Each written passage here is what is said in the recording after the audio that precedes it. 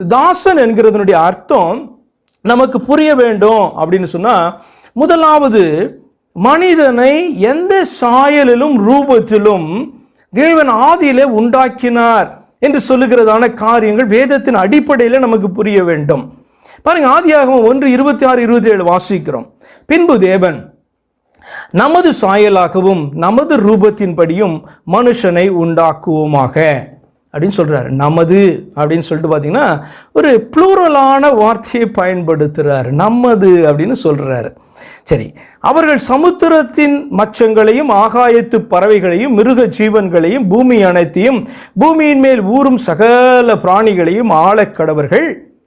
தேவன் தம்முடைய சாயலாக மனுஷனை சிருஷ்டித்தார். அவனை தேவ சாயலாகவே சிருஷ்டித்தார். ஆணும் பெண்ணுமாக அவர்களை சிருஷ்டித்தார். அவர்கள் சிருஷ்டிக்கல, அவர்தான் சிருஷ்டித்தார். அவர்களை சிருஷ்டித்தார். ஆணும் பெண்ணுமாக அவர்களை சிருஷ்டித்தார். சரி, எதற்காக தேவன் நமது ரூபத்தின்படி அப்படின்னு சொல்றாரு? இதனுடைய அர்த்தம் என்ன?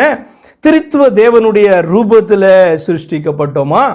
அப்படிதான் அநேகர் சொல்லி கொண்டிருக்கிறாங்கல்ல. இல்லவே இல்லை, அத மாதிரி பொய் எதுவுமே கிடையாது. நமது ரூபத்தின்படி சிருஷ்டிப்போமாக, உண்டாக்குவோமாக என்று தேவன் சொல்லும்போது பாரு, தேவன் திருத்துவ தேவனாய் இருக்கிறார் அப்படின்னு சொல்லி அநேகர் சொல்லுவது உண்டு. அந்த ப்ளூரல் வேர்டை காண்பித்து அதனுடைய அர்த்தம் என்ன தெரியுமா? ரோமர் 5:14 2வது பகுதியில் நம்ம வாசிக்கிறோம். அந்த ஆதாம் பின்பு வந்தவருக்கு முன் அடையாளமானான். அதாவது பின்பு வந்த ஆதாம் இயேசு கிறிஸ்து பார்த்தீங்கன்னா பின்பு வந்த ஆதாம். அல்லது 1 கொரிந்தியர் 15:47 சொல்லுகிறபடி இரண்டாம் மனுஷன் வானத்திலிருந்து வந்த கர்த்தர். வானத்தில் பரலோகத்தில் ஒரே கர்த்தர் தான் உண்டு. இரண்டாம் மனிதனாகிய இயேசுவை குறித்து வேதம் என்ன தெரியுமா சொல்லுகிறது? பரலோகத்திலிருந்து வந்த கர்த்தர் இரண்டாம் மனுஷன் அப்படின்னு சொல்லுது.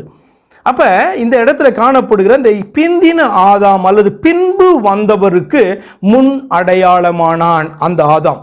அப்ப பின்பு பாத்தீங்கன்னா வரப்போகிறார், தாசனாக, மனிதனாக, குமாரனாக, மாம்சத்தில் ஒரு வெளிப்பட போகிறார். தேவன் வெளிப்பட போகிறார்.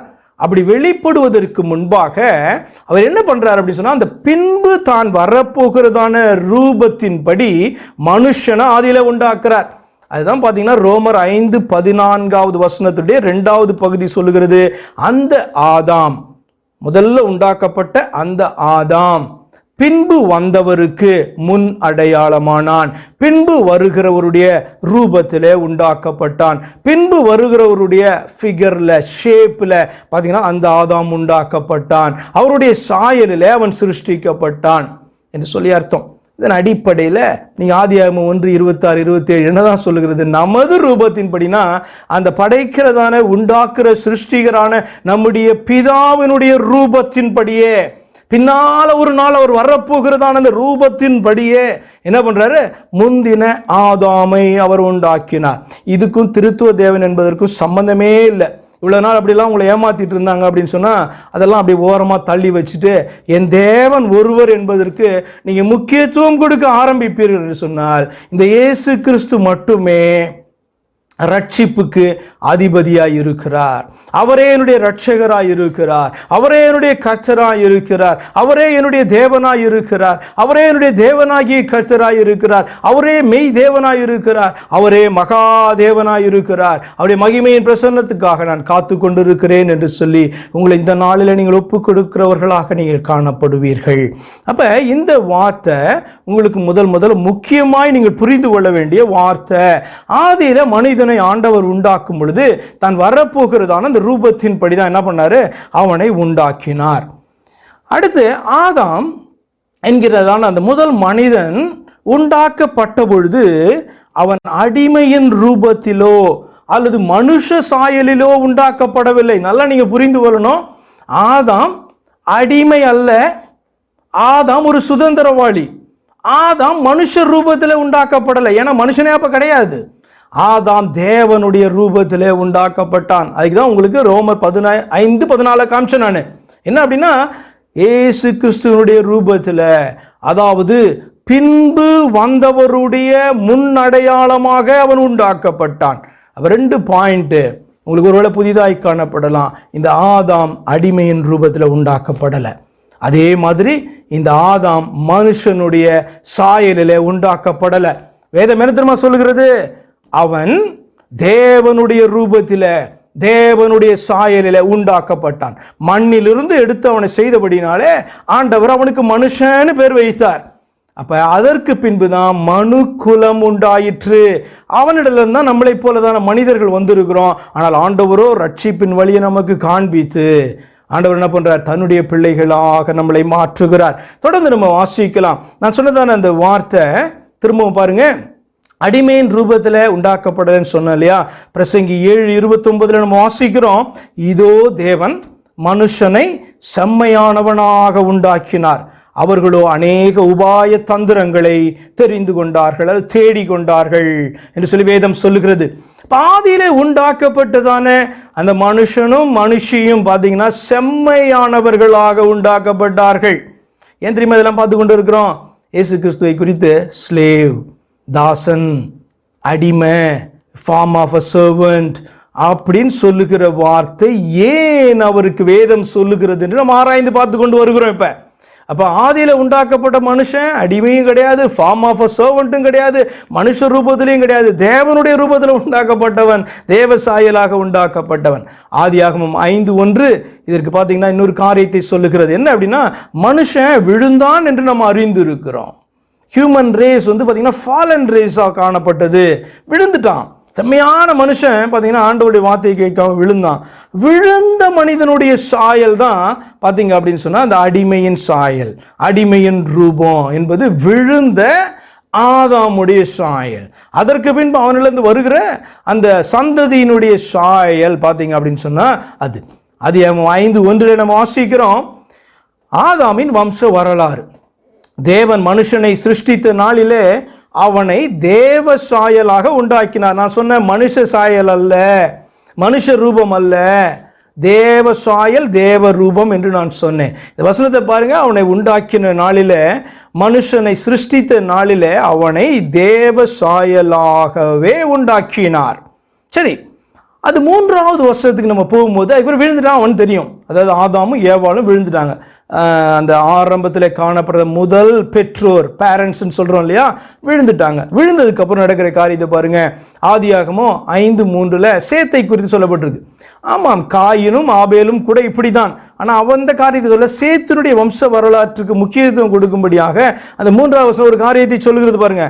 ஆதாம் 130 வயதான பொழுது தன் சாயலாக தன் ரூபத்தின்படியே ஒரு குமாரனை பெற்று அவனுக்கு சேத் என்று பெயரிட்டான். ஆக்சுவலாக என்ன ரூபத்தில் பெற்றிருக்கணும், என்ன சாயலில் பெற்றிருக்கணும்? இவன் தேவ ரூப தேவ சாயலால் உண்டாக்கப்பட்டவன், இவனும் சரி ஏவாளும் சரி. அப்படி இருக்கும் பொழுது சேத்தை பெற்றெடுக்கும் போது தேவனுடைய ரூபமாக தேவனுடைய சாயலாக பெற்றிருக்கணும். ஆனால் விழுந்த மனுஷன் எப்படி தெரியுமா பெற்றெடுக்கிறான்? 130 வயதான போது தன் சாயலாக தன் ரூபத்தின்படியே ஒரு குமாரனை பெற்றான் என்று நம்ம வேதத்தில் வாசிக்கிறோம். சரி, ஓகே. விழுந்த மனிதனை இப்போ பார்த்தீங்க அப்படின்னு சொன்னால் இவர்கள் விழுந்தார்கள் மாத்திரமல்ல, இவர்களிலிருந்து ஜெனரேட் ஆகி வருகிறதான எல்லா சந்ததிகளும் மனுக்குலம் பார்த்தீங்கன்னா விழுந்தவர்கள், அடிமைகளாக, அடிமையின் ரூபத்தில் மனுஷ சாயலாக என்ன பண்ணுறாங்க? இவங்க எல்லாம் காணப்படுறாங்க. ஆதாமுடைய சாயல் தான், ஆதாமுடைய ரூபம் தான் எல்லாருக்கும். அதே மாதிரி ஏவாளுடைய ரூபம், ஏவாளுடைய சாயல் தான் பெண் பிள்ளைகளுக்கு எல்லாருக்கும் காணப்படுது. அப்போ இந்த விழுந்த மனிதனை மீட்க தேவன் எந்த சாயலிலே வந்தார் என்று சொல்லி வேதம் சொல்லுகிறது பார்த்தீங்கன்னா பாருங்க. விழுந்த மனிதனுடைய சாயலிலே வந்தார். அப்ப ஆதியிலே மனுஷனை தேவ சாயலாக தேவ ரூபத்தின்படியும் அவர் உண்டாக்கினார். அவன் விழுந்தான். விழுந்த பிறகு பார்த்தீங்கன்னா அவனுடைய எல்லா சந்ததிகளும் அந்த விழுந்த சாயலில் அடிமை ரூபத்தில் அவர்கள் காணப்படுறாங்க. அப்போ இந்த தேவன் இவர்களை மீட்க வரும் பொழுது என்ன சாயலில் வந்தான்னு ரொம்ப ரொம்ப முக்கியம். வேதம் என்ன தெரியுமா சொல்லிக் கொடுக்குது நமக்கு? அடிமையின் ரூபத்திலும் மனுஷ சாயலிலும் அவர் வெளிப்பட்ட. எவ்வளோ ஆச்சரியம் பாருங்க. தேவ சாயலாக மனுஷன் உண்டாக்கப்பட்டான். விழுந்து போன இந்த மனுஷனை மீட்கிறதுக்கு தேவன் எப்படி வர்றாராம்? அடிமையின் ரூபத்தில், தம்மை வெறுமையாக்கி அடிமையின் ரூபத்தில் மனுஷ சாயலில் அவர் வெளிப்பட்டு இந்த மனுஷனுக்கு விடுதலையை கொடுக்கும் பொழுது இவன் திரும்ப எப்படி ஆகிறான்? தேவகுமாரனாய், குமாரத்திகளாக இவர்கள் எல்லாம் மாற முடியும். இந்த சத்தியத்தை நீங்கள் சரியாக புரிந்து கொள்ளலை அப்படின்னு சொன்னால் எப்படி நம்மளை தேவகுமாரனாக மாற்றுகிறார், தேவகுமாரத்தில் மாற்றுகிறார், அல்லது தேவனுடைய குமாரன் என்கிற வார்த்தையினுடைய அர்த்தத்தையே நீங்கள் அப்போ தான் சரியாக புரிந்து கொள்ள முடியும். எப்போ? தாசன் என்கிற வார்த்தையினுடைய அர்த்தம் புரிந்தால்தான். ரோமர் 8:29 வாசிக்கிறோம், தம்முடைய குமாரன் அநேக சகோதரருக்குள்ளே முதற் பேரானவராய் இருக்கும் பொருட்டு தேவன் எவர்களை முன்னறிந்தாரோ அவர்களை தமது குமாரனுடைய சாயலுக்கு ஒப்பாயிருப்பதற்கு முன்குறித்திருக்கிறார். அப்ப எதற்காக தாசனா வெளிப்பட்டாரு? எதற்காக மனிதனாக, அல்லது எதற்காக குமாரன் என்றுதான ஒரு பெயரில் அவர் வெளிப்பட வேண்டும் என்று சொல்லி நீங்க சொந்தித்து பார்ப்பீங்கன்னா, நம்ம அந்த குமாரனுக்கு ஒப்பா, அவருடைய சாயலுக்கு ஒப்பாக நம்மை மாற்றுவதற்காக, விழுந்து போனதான மனிதனை திரும்ப அந்த ஸ்தானத்துக்கு கொண்டு வருவதற்காக என்று நீங்கள் புரிந்து கொள்ள வேண்டும். நமக்காக தான். இதனுடைய அர்த்தத்தை நீங்க சரியா புரிந்து கொள்ளணும்னா 1 யோவான் 3:2 ஒரு வார்த்தை காணப்படுது. பிரியமானவர்களே, இப்பொழுது தேவனுடைய பிள்ளைகளாயிருக்கிறோம். எப்ப இயேசு கிறிஸ்து மேல விசுவாசத்தை வைக்கிறானோ அன்னைக்கே அவன் தேவனுடைய பிள்ளையாகும்படியான அதிகாரத்தை ஆண்டவர் அவனுக்கு கொடுக்கிறார் என்று சொல்லி யோவான் 1:12 நம்ம வாசிக்கிறோம். அப்ப இந்த வார்த்தை சொல்லுகிறது, இப்பொழுது விசுவாசிக்கிற இப்பொழுது தேவனுடைய பிள்ளைகளாய் இருக்கிறோம். இனி எவ்விதமாய் இருப்போம் என்று இன்னும் வெளிப்படவில்லை. இனி எப்படி இருக்க போறோம்? மறுரூபமாகும் போது வெளிப்படவில்லை. அல்ல பரலோகத்தில் எப்படி இருக்க போறோம்? வெளிப்படவில்லை.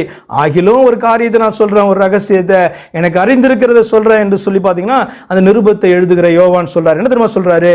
ஆகிலும் அவர் வெளிப்படும் பொழுது அவர் இருக்கிற வண்ணமாகவே நாம் அவரை தரிசிப்பதினால் அவருக்கு ஒப்பாயிருப்போம் என்று அறிந்திருக்கிறோம். அவர் எப்படி நமக்காக வெளிப்பட்டாரோ அப்படி நாம அவருக்கு ஒப்பாக மாறப்போகிறோம். மறுரூபமாகும் போது அப்படியா மாறப்போகிறோன்றது மட்டும் எனக்கு தெரியும், இந்த ரகசியம் மட்டும் எனக்கு தெரியும் என்று சொல்லி பார்த்தீங்க அப்படின்னு சொன்னா இந்த நிருபத்தை எழுதுகிறவர் சொல்லுகிறதை நீங்க பார்ப்பீங்க. அப்ப குமாரன் என்கிற ஸ்தானத்தை விசுவாசிகள் அடையும்படி அவரே குமாரனாக வெளிப்படுவது அவசியமாயிருக்கிறது. கேட்கலாம், எதற்கு தாசனா, அடிமை, ஸ்லேவன் சொல்றீங்களா? கேட்கறதுக்கே ரொம்ப இதா இருக்கு இந்த வார்த்தை. அப்படிதான் வேதம் சொல்லுகிறது. Form of a servant.